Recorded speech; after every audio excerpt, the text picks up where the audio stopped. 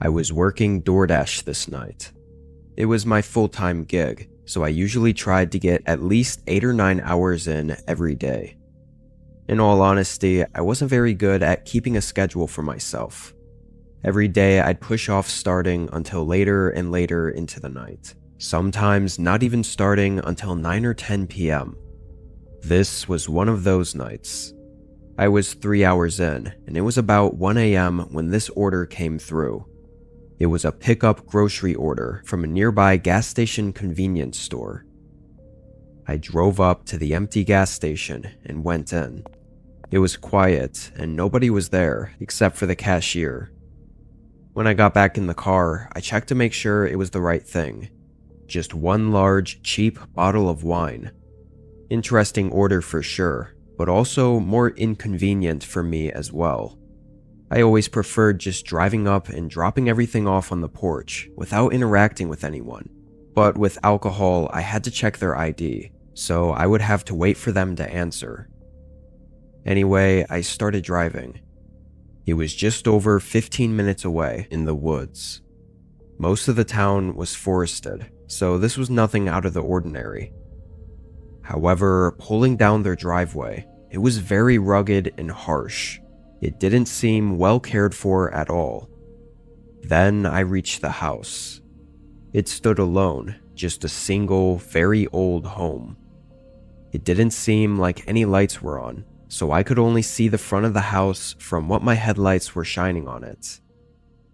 I parked and got out. The woods were quiet. It gave the sense that I was alone, with every sound I made being the only audible noise in the area. It was 1 a.m. though. I stood beside my car and pulled up the order on my phone, making sure I had it all ready to go for the ID check and everything. While I was there, I noticed a light out in the woods. I really didn't think about it too much though, because it looked like it was probably a light from someone else's house, like a porch light or something. I couldn't actually see the house though. The light was too far away and just barely shining out from between all the trees. After getting the app all set, I walked up to the porch. I didn't see a doorbell, so I knocked on the door. I could hear the knock echo throughout the inside of the house, like it would in an empty home. Kind of weird, but again, I just ignored it and waited for someone to answer.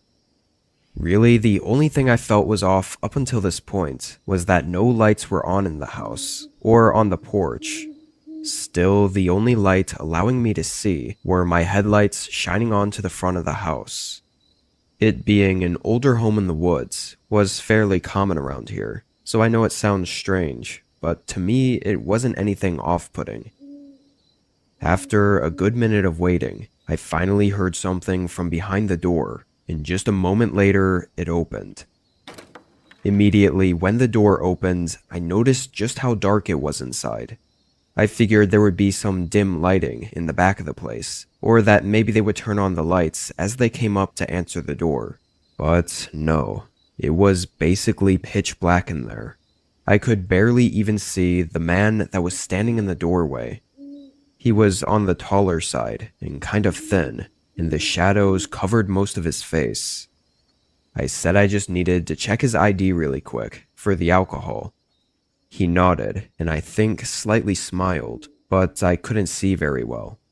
He told me to give him a minute to grab his wallet.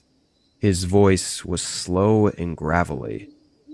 The man left the door open as he turned around and walked down the hallway to the other end of the house, completely disappearing into the void of darkness just a few feet back from the doorway. Now I was unsettled.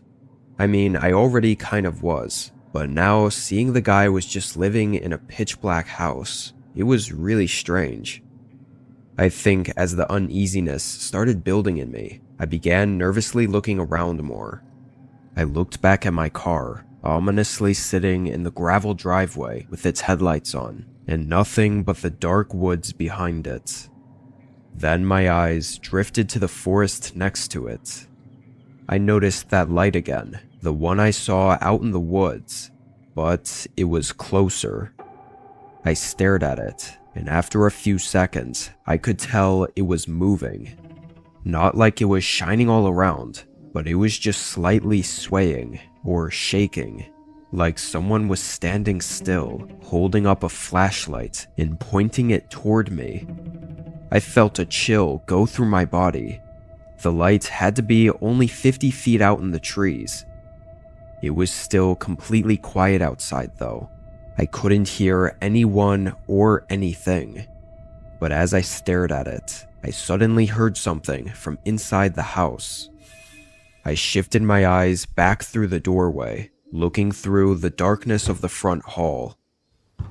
I could hear these quiet creaks on the floorboards, like someone was carefully moving closer to the doorway. I jumped off the porch and ran for my car. As I did, the light in the woods moved, but I didn't look long enough to find out what they were doing.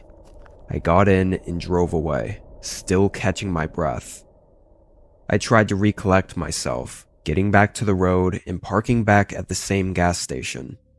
It's strange how in situations like this, the mind tries so hard to immediately think of how it wasn't what it seemed like. I really couldn't put together what exactly that was, but I was too out of it to continue working, so I went home after that and called it quits for the night. After several days of not being able to stop thinking about it, I finally did a bit of research. Not so much to figure out what happened, but more to prove to myself that it was nothing to worry about. However, I very quickly found some disturbing information. That house was abandoned. It had been for over 50 years, and that acreage of wooded land was just vacant, or was supposed to be. There weren't even any houses close to it. I don't know what was going to happen that night, but I really feel like I barely got away with my life.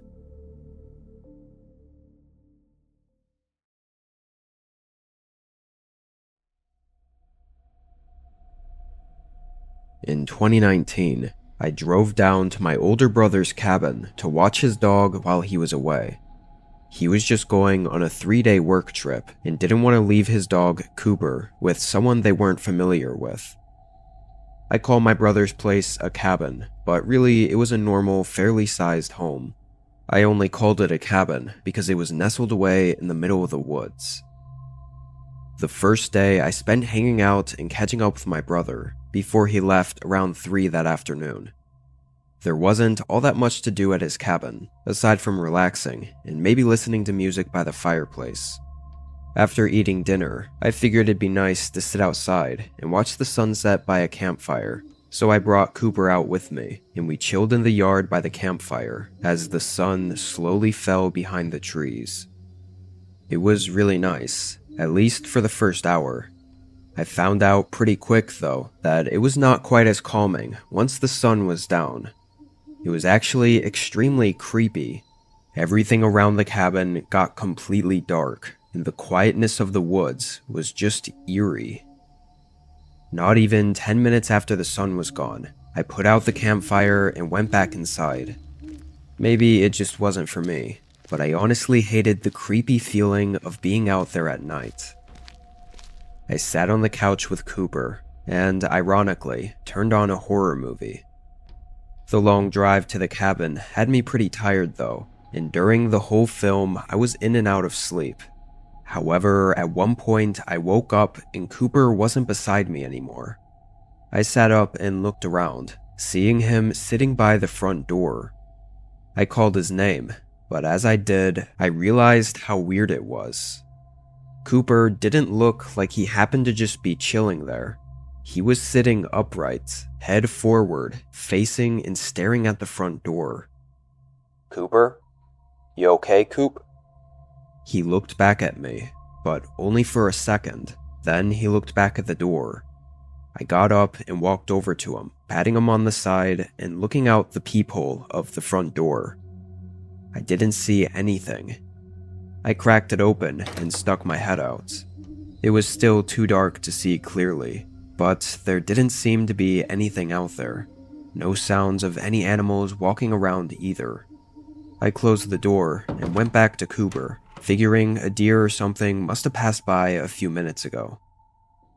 Now is probably a good time to mention that Coop was a young German Shepherd mix, so definitely a smart dog. I didn't doubt that he had smelled or heard something, but I thought it had to be a harmless animal wandering near the cabin. I finished the movie and went to bed not long after. In the morning, I took Cooper outside and mostly just had a calm morning, sipping on my coffee and relaxing outside. I tried going for a walk, but I was hesitant to go too far out, worried about getting lost in the forest, so I just stayed by the cabin. As the sun eventually went down, I headed back inside to avoid the darkness, and did pretty much the same thing as the previous night. I laid on the couch and turned on a movie. Cooper was laying with me for a while, but ended up wandering the rest of the house to pass the time. Completely out of nowhere though, I heard his loud, deep barking coming from behind me. I jumped up and yelled his name as I hurried into the kitchen. Cooper was standing with his tail between his legs and hair sticking up on his back, aggressively barking at seemingly nothing at all. I tried to calm him down, but even when I got him to stop barking, I couldn't keep him from continuing this low, deep growl. I had no idea what happened or what spooked him. There was nothing in the kitchen. There was only a window above the counters, but it was too high up for Coop to even see out of. I told Cooper it was alright, using a soft voice to hopefully settle him down. Then I led him back into the living room to sit on the couch with me. It seemed like I was just able to settle him down for a moment, before there was a sudden hollow tapping sound coming right back from the kitchen we were just in. Of course, this made Coop start barking again, but this time I didn't tell him to stop, because honestly, I was pretty freaked out. I got up and went back to the kitchen. Nothing was there.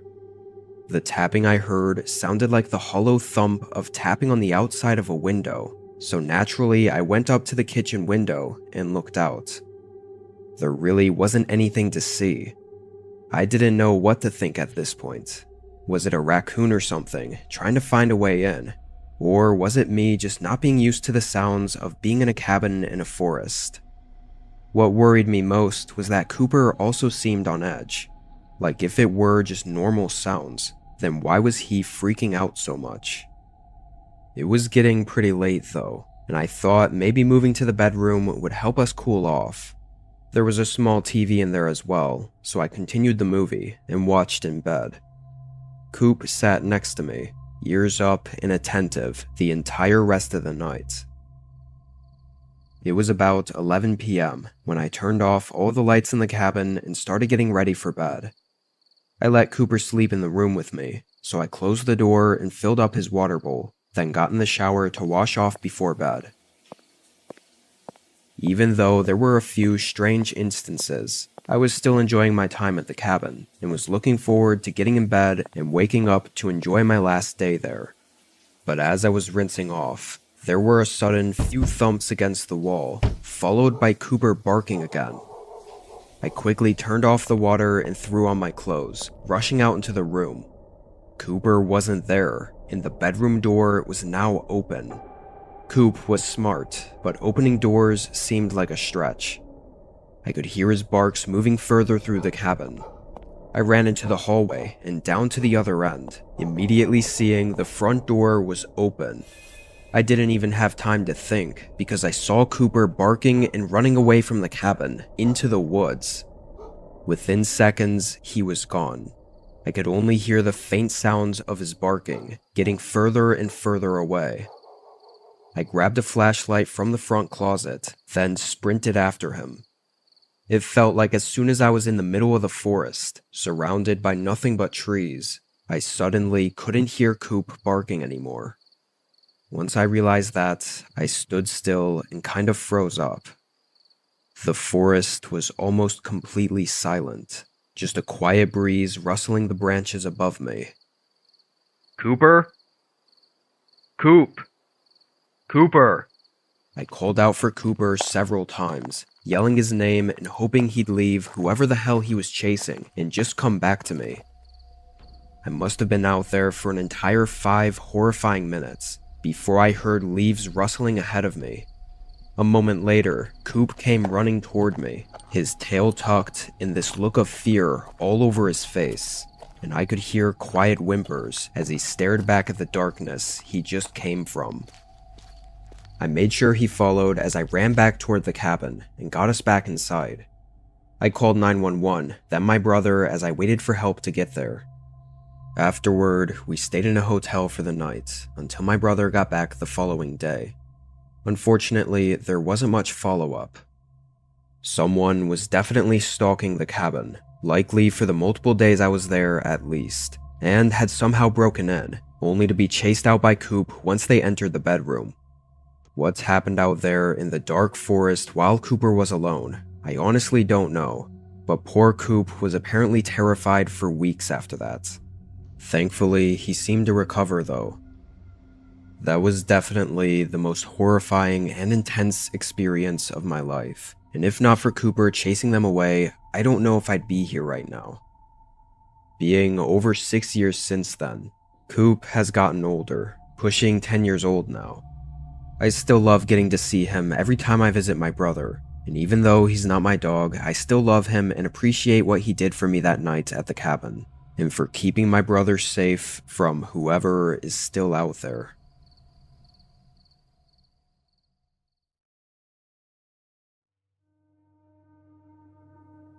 I was heading home from a long afternoon at work. It was nearly midnight. I usually take the train into the city, since it's an hour-and-a-half drive there, but I knew I'd be staying late this night, past the train's running hours. I was really tired, both because of the long working shift, but also because it was already 2 hours past when I'd usually be in bed by. Once I was out of the city and driving on the long, straight, and empty rural roads, it was even more tiring and hard to stay awake. I didn't feel at risk of falling asleep, but almost like it was just torture to be forced to stay awake as I drove. 40 minutes passed while I continued down what felt like an endless road, not seeing any more than 4 or 5 cars passing by, before I caught sight of something on the side of the road. It was a pickup truck pulled off on the grassy shoulder, but no lights on or signs of anyone in or around it.